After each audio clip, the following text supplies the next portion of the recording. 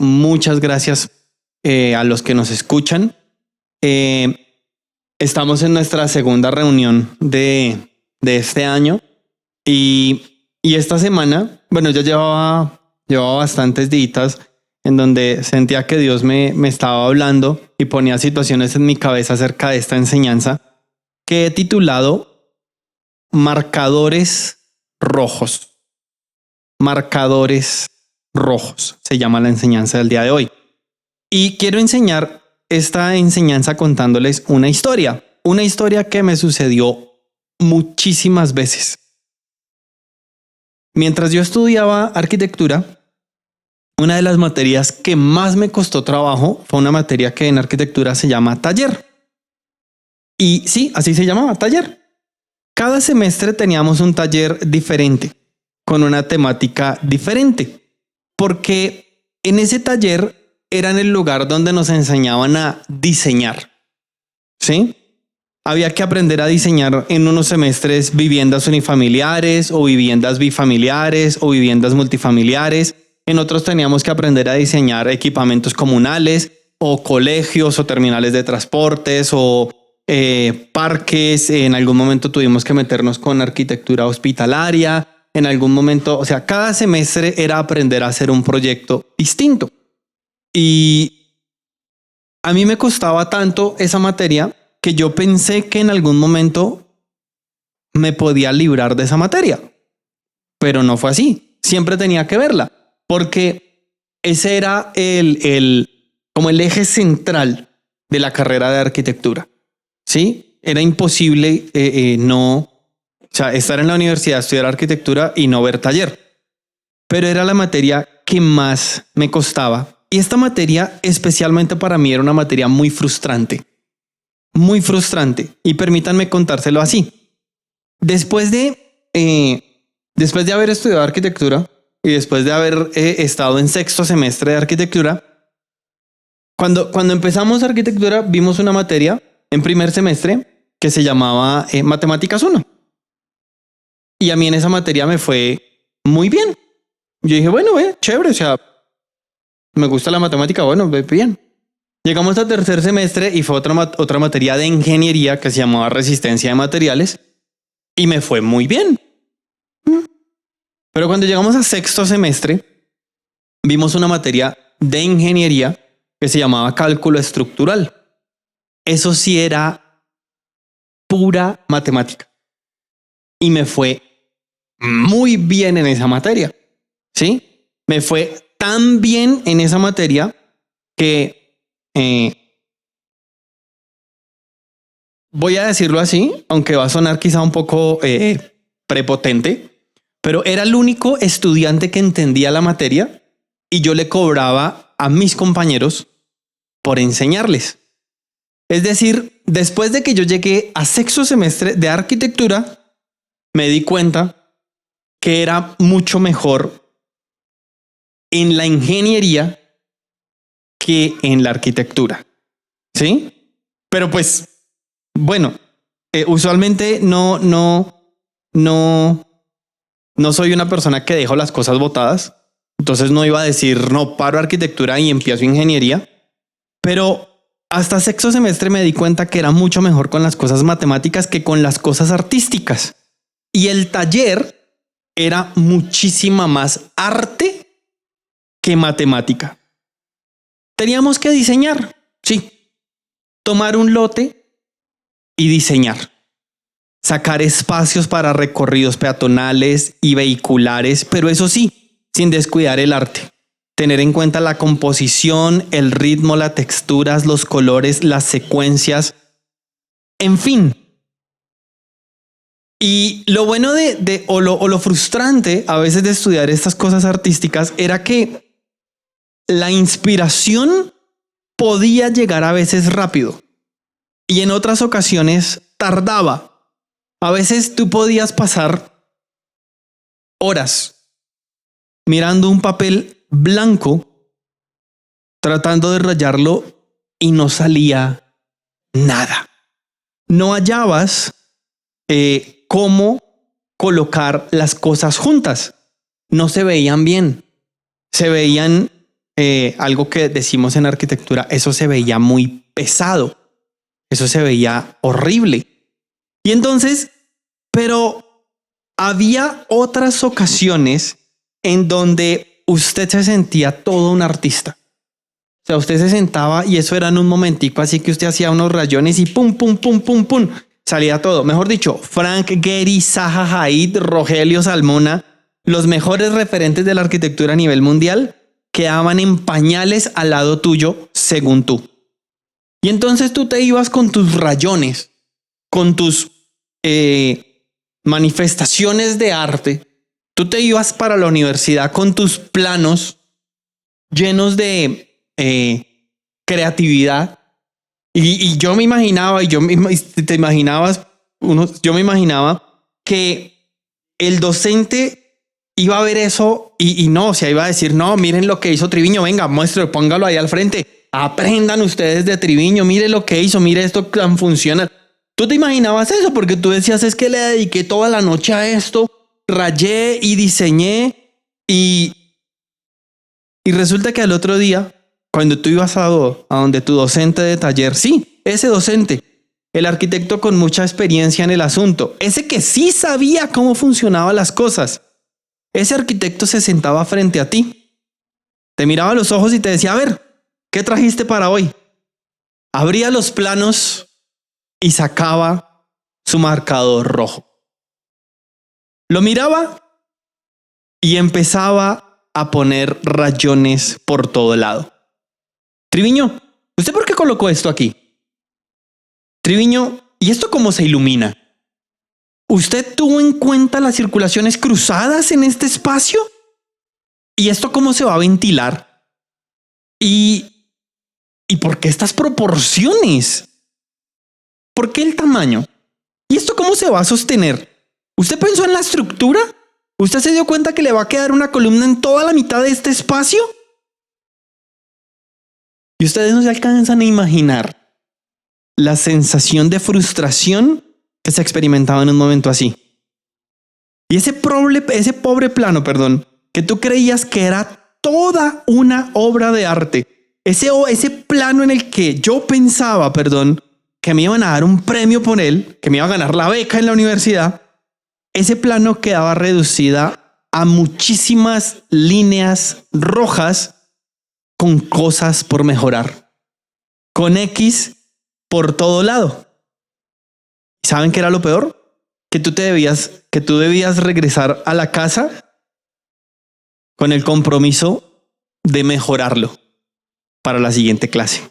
Sí, suena masoquista, pero había que regresar donde el desgraciado villano del marcador rojo. Había que volver donde él. Había que ir a buscarlo 2 veces por semana. Y voluntariamente había que dejarle rayar y juzgar tu trabajo. Claro, al final del semestre tenías algo realmente funcional. Al final del semestre tenías un proyecto que funcionaba si tú habías escuchado las correcciones de este docente. Al final del semestre podías tener una casa bien diseñada o un edificio bien diseñado o un parque bien diseñado. Al final, después de tantas horas, trasnochos, rechazos, tiempo y dinero invertido, lograbas tener algo que otros venían a admirar. Y sí, miren, las entregas de taller en una universidad es un lugar en donde se invitan muchas personas para ir a mirar los proyectos, porque son todo el tiempo que tú le botas a un proyecto y todo el tiempo que tú le botas a una maqueta, son cosas que aunque no entendamos de arquitectura, mucha gente la ve y dice, eso se ve muy bonito, eso se ve agradable. ¿Y qué es eso? ¿Y qué es lo que usted diseñó ahí? Entonces, pues imagínense ustedes una facultad de arquitectura llena con muchas maquetas donde muchas personas iban a verlos. Sí, pero lo triste o adicional a perdónenme, es que aunque venían muchas personas a admirar tu trabajo, también habían personas que venían a juzgarlo. Porque a decir verdad, los proyectos no tienen siempre a todas las personas contento. No lo tienen. Hay proyectos que están construidos de los mejores arquitectos o de arquitectos de renombre en nuestro país, pero aún hay personas que entran y caminan y dicen, ay, a mí no me gusta esto. Yo no entiendo por qué este arquitecto dejó este espacio así, no entiendo por qué dejó esto así, no entiendo. En fin, siempre hay alguien que juzga. Pero después de todo esto, y ahora ustedes se preguntarán, ¿y por qué me está hablando de esto en esta enseñanza? Yo me preguntaba algo y decía, y ahora me pregunto, ¿por qué un ser humano estaría dispuesto a pasar por una tortura como esta? ¿Por qué un ser humano está dispuesto a sentarse frente a otro a que le diga los defectos que tiene en un trabajo que hizo? ¿Por qué un ser humano está dispuesto a inscribirse en una universidad si sabe que va a sufrir? ¿Por qué? ¿Por qué estamos dispuestos a inscribirnos en una universidad o en un instituto a estudiar algo si sabemos que en muchas ocasiones nos van a decir, no, usted está equivocado, eso no se hace así, vaya y lo corrija y regresa? ¿Por qué estamos dispuestos incluso hasta a pagar por sufrir? Y me preguntaba eso. ¿Por qué un ser humano está dispuesto a sentarse a estudiar los diferentes modelos pedagógicos? ¿O por qué una persona está dispuesta a sentarse a estudiar derecho romano? ¿O por qué una persona está dispuesta a sentarse a estudiar la anatomía del cuerpo humano y aprenderse todos los músculos, partes, huesos? ¿Por qué una persona está dispuesta a sentarse a estudiar economía y el Producto Interno Bruto y cómo cómo funciona cuando el Banco de la República dice que sube o baja las tasas de interés y cómo funciona cuando el banco nos dice que la tasa de préstamo anual es del 2.8? ¿Por qué una persona está dispuesta a meterse a sufrir con eso? ¿Por qué una persona está dispuesta a meterse a estudiar con cosas de sistemas de seguridad, de firewall, de muros, de virus? ¿Por qué una persona está dispuesta a sentarse a estudiar patrones de danza artística y de dónde surgió la danza y de dónde vienen y cómo eso nos afecta y cuáles son las regiones de danza de las diferentes partes del país? ¿Por qué una persona está dispuesta a sentarse a sufrir estudiando lo de los batiajes de la electricidad y cuáles cables funcionan y cuáles no, y cuál es la alta, la media y la baja tensión y cómo funciona eso dentro de una casa? ¿Por qué estamos dispuestos a sentarnos a pagar a estudiar algo cuando sabemos que nos va a costar? ¿Por qué estamos dispuestos a hacerlo? Es más, me he encontrado a muchas personas que se inscriben, lo intentan, no lo entienden, los rajan, pierden la materia. ¿Y saben qué es lo peor? Pierden la asignatura, pierden el semestre, pero aún así dicen, no, yo vuelvo a pagar. Y entonces se encuentran a personas que, caramba, pero es que están sufriendo, no lo están entendiendo. Van a la universidad, pierden una vez, tienen que volver a pagar, vuelven a intentarlo, la repiten y tienen hasta que tercerear una materia, como se conoce en la universidad. ¿Por qué lo hacen? ¿Por qué lo hacen? ¿Será que hay una parte dentro de nosotros que nos encanta ser masoquistas? ¿Será que nos encanta que alguien nos mire a la cara y nos diga, usted está mal? ¿Usted en qué estaba pensando, Triviño, cuando diseñó esto?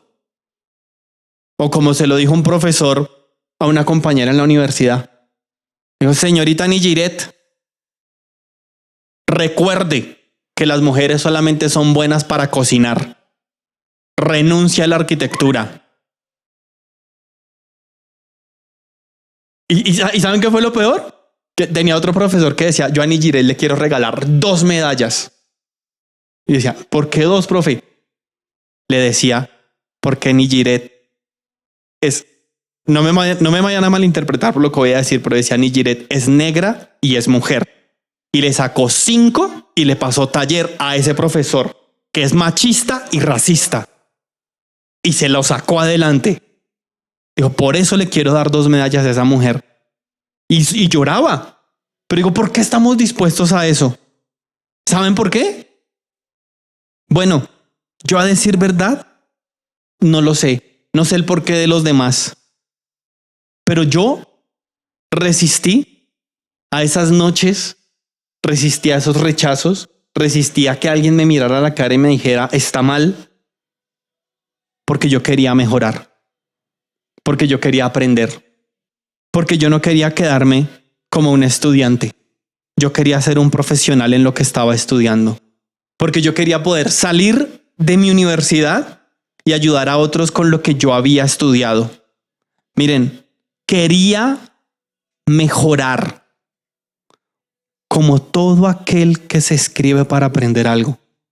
Lo hace porque quiere mejorar, porque quiere saber más, porque quiere ayudar más, porque quiere, de paso, ser mejor remunerado por lo que está estudiando. Por eso nos metemos y estamos dispuestos a sufrir. Porque sabemos que estudiar no es fácil. Y bueno, ¿por qué estamos hablando de esto hoy? Filipenses 1:6 dice, estoy seguro de que Dios, que comenzó a hacer su obra, su buena obra en ustedes, la irá llevando a buen fin hasta el día que Jesucristo regrese. Sí. No sé si usted alguna vez lo había visto de esta manera, pero cada uno de nosotros nos hemos apuntado en esta carrera de ser cristianos. Y desde ya somos salvos. Desde ya. Tenemos entrada en el cielo. Desde ya. Tenemos convivencia junto a Dios por la eternidad. Desde ya. Pero Dios va a transformar nuestra vida.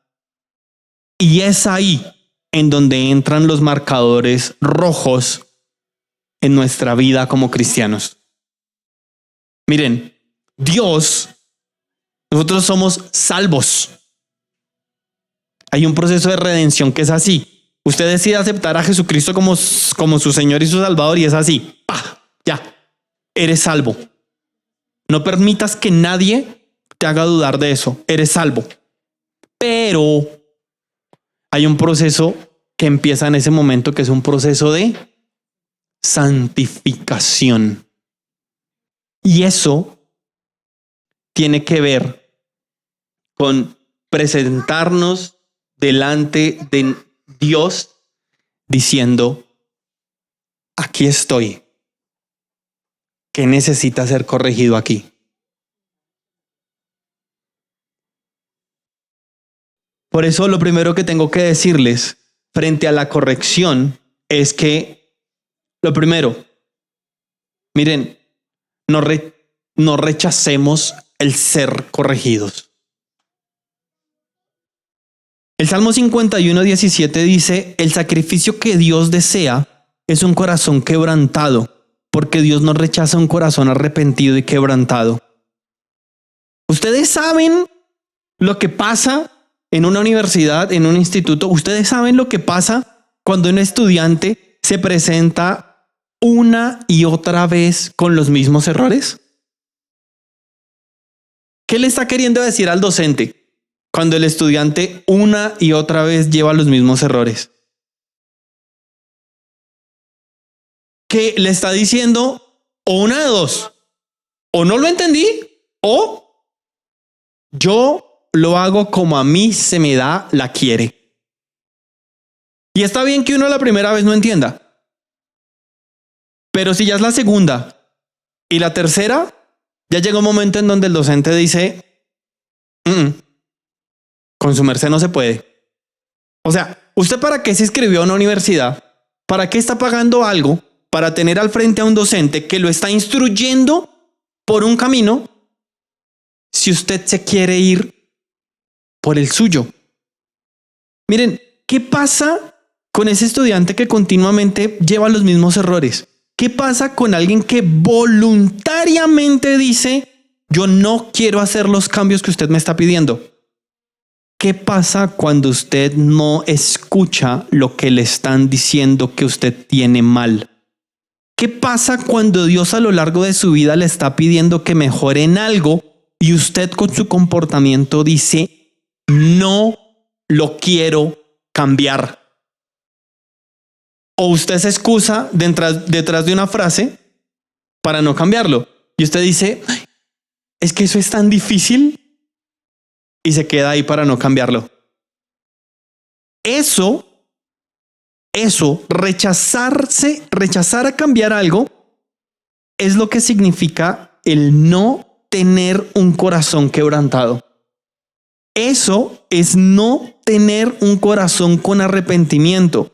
Porque ¿se acuerdan ustedes cuando hablábamos hace algún tiempo que en el contexto hebreo, ¿qué era el corazón? ¿Qué es el corazón en el contexto hebreo? Es el centro de nuestros pensamientos. Entonces, cuando el versículo me está diciendo el que usted no tenga una manera de pensar quebrantada o que usted no tenga una manera de pensar con arrepentimiento, es que usted dice, a mi manera está bien. Que usted dice, hasta ahí llegues. No me quieras cambiar, yo estoy bien. Así no funciona. Te funcionará a ti, no me funcionará a mí. Eso es no tener un corazón quebrantado. Miren, cuando usted se inscribe a la universidad o a estudiar algo y sabes que te va a costar y te están diciendo que lo hagas y a ti te cuesta y te están llamando a moverte de tu zona de confort y te mueves y lo haces y dices, ok, no lo entiendo, no sé cómo funciona esto bien, pero vamos a movernos hacia allá. Eso es tener una manera de pensar con arrepentimiento. Con arrepentimiento. Un corazón quebrantado es aquel que dice, ok, entiendo que estoy equivocado y debo mejorar. Un corazón arrepentido es aquel que cambia su manera de pensar y de hacer las cosas. Ahora, sé que muchos de ustedes estarán pensando y quiero ilustrar esto en este punto. ¿Ustedes creen que esa corrección la podíamos rechazar si no venía de buena manera? A veces podía ser que, no sé, voy a decir esto. El docente se levantó hoy con los cables cruzados.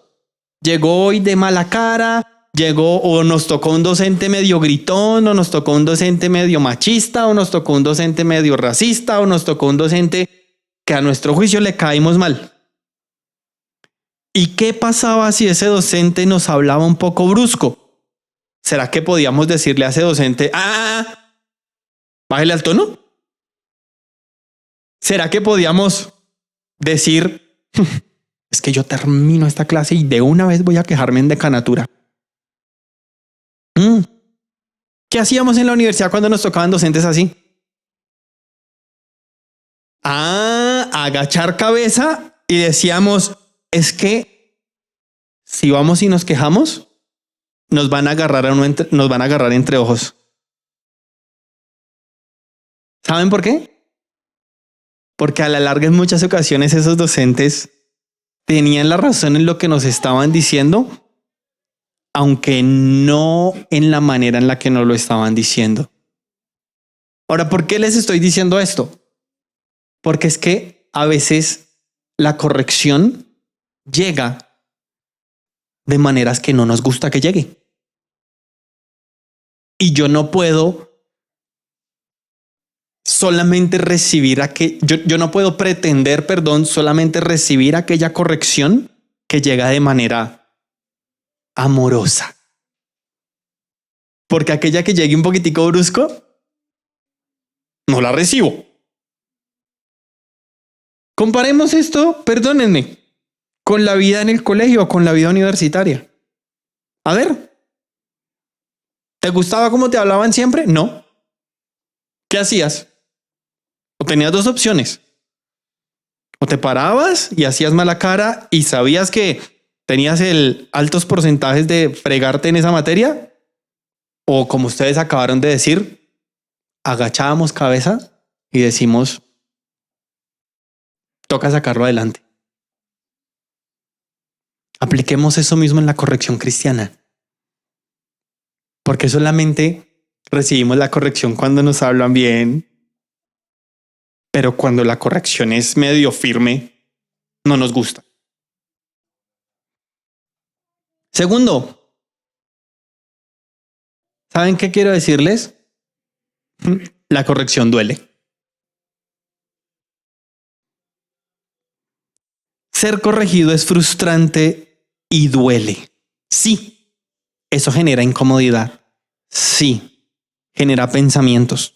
Genera pensamientos de decir yo no puedo, yo no sirvo para esto. Genera mucha incomodidad el tener a alguien que nos diga que nos estamos equivocando. Y más aún cuando creemos que lo estamos dando todo o que desconozca mis esfuerzos. Miren, sé que usted también ha pasado por esto, pero yo podía pasar horas frente a mis planos. Horas diseñando mis planos. Pero si no funcionaban, no funcionaban y punto. Ahí no valía nada más. ¿Funcionan o no? No funcionan, a corregirlos. Y esa corrección duele más. Esa corrección frustra más. Porque ahí no vale. Es que yo lo hice de corazón. Perdónenme, en esta otra. Es que no están viendo mi esfuerzo. Ser corregido duele. Y más aún, vuelvo y te lo repito, cuando tú estás colocando tiempo, pero aún no lo estás logrando. Profe, pero es que yo vivo en Soacha. 2 horas. Levantarme antes para llegar aquí y para que usted me diga que esto no sirve. Compadre, que usted haya trasnochado, que usted viva en Soacha.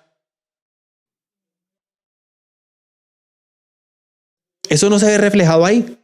No funciona, no funciona. A cambiarlo. Profe, pero es que yo lo hice de todo corazón. No funciona. Profe, pero yo le metí todo lo que tenía. No funciona. Profe, pero va a llorar.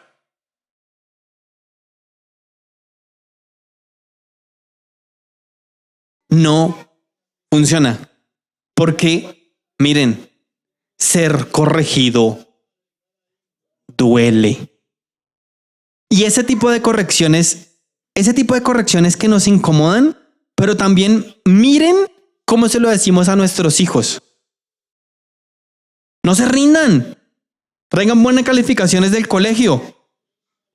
Pero cuando nosotros le rendimos cuentas a Dios, no, señores, que eso yo no lo quiero transformar. No, señores, que eso es muy difícil. O a veces nos hacemos los de los oídos sordos. Porque como se lo he dicho varias veces en medio de nuestros tiempos de enseñanza, a veces les pedimos cosas a nuestros hijos que a veces nosotros no estamos dando. Yo les conté cuando una vez estaba hablando con uno de mis hijos, hablándoles acerca de la obediencia, y mi hijo me voltea a mirar y me dice, papá, ¿y tú a quién le eres obediente? ¿A quién le soy obediente? ¿A Dios? ¿Pero realmente estoy siendo obediente a Dios? Bueno, aquel que es hombre casado puede decir a mi esposa, pero vamos a obviar eso por un momento. Mentiras, hablando en serio, ¿somos obedientes a quién? ¿A Dios? Pero realmente le estamos dando una obediencia a Dios como la obediencia que nosotros le estamos demandando a nuestros hijos. ¿Sí? Y es ahí en donde dice, pidamos lo que estamos dando. Pidamos lo que estamos dando. Ser corregido duele. Y voy a terminar diciéndoles, sí, no rechace la corrección. Sí, ser corregido duele. Pero ¿saben qué? La corrección trae ganancia. La corrección trae ganancia. Segunda de Corintios 4:7 dice, los sufrimientos ligeros y efímeros que ustedes ahora padecen producen una gran gloria eterna. Segunda de Corintios 4:7 dice eso. Y aquellos que han estado estudiando un técnico, un tecnólogo, o aún que han estado en el colegio, me van a entender con lo que les voy a decir. Definitivamente, el día del grado vale la pena. Miren, vale tanto la pena que hasta hacemos una celebración para compartir con quienes amamos, nuestros padres o familiares, y aún lo publicamos en las redes sociales. Me gradué, lo logré, lo saqué adelante. Y es ahí cuando decimos, sí, valió la pena. Valió la pena cada trasnocho, valió la pena cada lágrima derramada, valió la pena cada intento. No sé si a alguno de ustedes les gusta ver ese programa que pasan en Caracol a las 8, el desafío, que esta semana salió un concursante vuelto nada porque perdió, de las 5 pruebas perdió 4, estaba aguantando hambre en Playa Baja y antes de ir a una noche de castigos y se ponía a llorar y lloraba. Este concursante Potro lloraba y la presentadora le decía, ¿por qué llora? Y él decía, estoy cansado. Perdemos. Estamos aguantando hambre. Vamos para un castigo. Y no sé si esto vale la pena. No lo sé. Pero al lado había un concursante campeón de un desafío del año pasado o antepasado. ¿Saben lo que le dijo ese que había ganado a este que estaba llorando? Lo volteó a mirar y le dijo, Potro, sí vale la pena. Sí vale la pena. Sí vale la pena. Y como cristianos, ¿eso qué? Cada día pareciéndonos más a Jesús, vale la pena. Vale la pena el ver cómo mi vida cambia y soy transformado cada día más como Él. Vale la pena cuando otros nos miran y nos dicen, ¿cómo has cambiado? Vale la pena cuando nuestros hijos nos miran y nos dicen, has cambiado, papá. Vale la pena cuando nuestra pareja nos mira y nos dice, has cambiado. Vale la pena. Aquí a veces mi esposa utiliza una expresión que dice, yo digo vale la pena cuando nos dicen, ¿quién eres y qué has hecho con mi hermana? ¿Quién eres y qué has hecho con mi esposo? ¿Quién eres y qué has hecho con mi mamá? Definitivamente va a valer la pena. Escúchenme bien esto. Definitivamente va a valer la pena mucho cuando Dios nos tenga frente a frente y nos diga, buen siervo, bueno y fiel has sido, porque no huiste a ninguna corrección. Porque yo lo último que quiero que Dios me diga es, Edwin, apártese de mí, porque yo a usted nunca lo conocí. Yo no quiero eso. El dejar de persistir y abandonar la formación es algo que siempre sale en nuestra mente como una opción. Así, de la misma manera, como cuando usted está casado con alguien y empiezan a tener problemas y por allá sale una lucecita que le dice, una pequeña vocecita que le dice, sepárese. Y uno dice, no. Porque es algo normal en la mente del ser humano. A mí me encanta correr.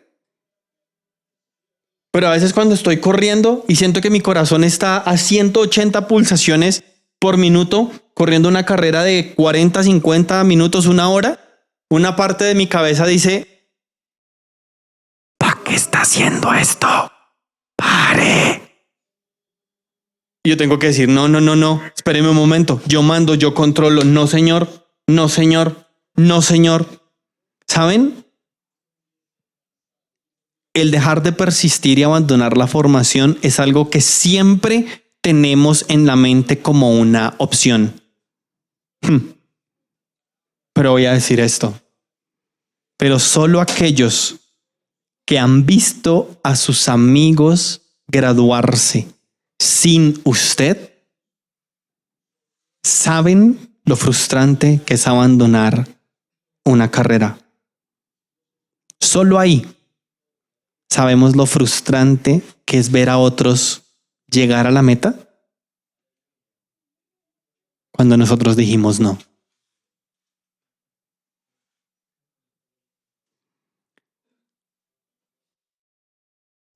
Yo creo mucho que nuestra graduación será en el cielo. Ahí estaremos. Ahí, ese día en el cielo diremos, sí, valió la pena. Cada formación, cada incomodidad, cada lágrima, cada persona que nos dijo verdades en la cara, cada frustración y cada esfuerzo. En ese momento diremos, sí, valió la pena. Valió la pena. Valió la pena. Pero hoy quiero terminar recordando esto. Hoy, no sé hace cuánto tiempo, usted se inscribió a la carrera de ser cristiano. Y tengo que decirle, tengo que recordarle que durante esta carrera va a estar llena de marcadores rojos. Esta carrera va a estar llena de personas que nos recuerdan que nos equivocamos, de personas que nos recuerdan que tenemos cosas que cambiar. Esta carrera va a estar llena de ajustes en nuestra vida. Y tengo que decirle, no rechace la corrección. No rechace la corrección. Sé que la corrección duele, pero tengo que decirle esto. La corrección trae ganancia. No mire lo que puede ganar hoy. Mire que el día de mañana usted pueda estar frente a Papá Dios. Que Dios te diga, buen siervo, bueno y fiel has sido. Porque aplicaste cada corrección que mandé a tu vida. Porque atendiste cada corrección que envié con las personas alrededor tuyo. Atendiste a aquellas correcciones que a veces las personas no te entregaron muy amablemente. Atendiste a las correcciones que a veces no iban cargadas con mucho amor. Atendiste a aquella corrección solamente al primer intento. No tuve que mandar 4 o 5. Buen siervo fiel has sido. Porque lo último que yo quiero que Dios me diga a mí es, Edwin, apártate. Nunca atendiste a una de mis correcciones. No sé en qué siente usted que Dios lo está corrigiendo. No sé qué le está hablando Dios. No sé cuál sea el reto o desafío que Dios le está colocando en estos momentos. Solamente quiero decirle, no huya de la corrección. No se aleje de la corrección. Oremos. Padre, gracias. Gracias por tu palabra. Y definitivamente, papá, gracias por corregirnos. Gracias por usarnos como iglesia los unos con los otros para darnos cuenta de nuestros errores. Gracias por usarnos y permitirnos sentir las incomodidades de estar juntos. Gracias. Gracias porque mi hermano, gracias porque con el que está aquí al lado mío, yo puedo sentir que tú me corriges.